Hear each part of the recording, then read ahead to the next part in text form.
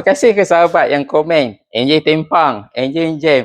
Okey, apa yang berlaku dekat Myvi ni sama. Okey, untuk pelanggan Myvi ni dah hantar 2 mekanik check. Yang pertama, dia cakap imau rosak. Workshop yang kedua, dia cakap enjin jam. Sama juga pendapat. Okey, apa-apa kereta, sebab apa? Saya tanya pelanggan, dia cakap pagi, bila pagi nak start tak boleh, kosong. Okey, semalam dia bawa okey. Okey, yang pertama saya cek air. Memang air dalam radiator dia memang kurang. Second, kita akan cek dia punya pressure. Yang video first tu, okey, part 1 kita tunjuk pressure. Memang low pressure. Tapi, boleh hidup ke tak?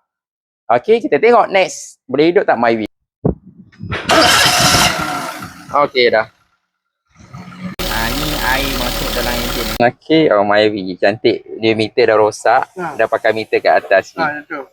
Tapi Myvi ni parking tiba-tiba tak boleh start Betul. Problemnya ni overhead. Dalam tu putih dah. Yang lain enjin okey dah. Tak kena ganti emo, tak kena. Alhamdulillah tak kena ganti enjin. Kalau tak dah nak raya, lepas tu nak hantar anak sekolah, makan modal juga tu.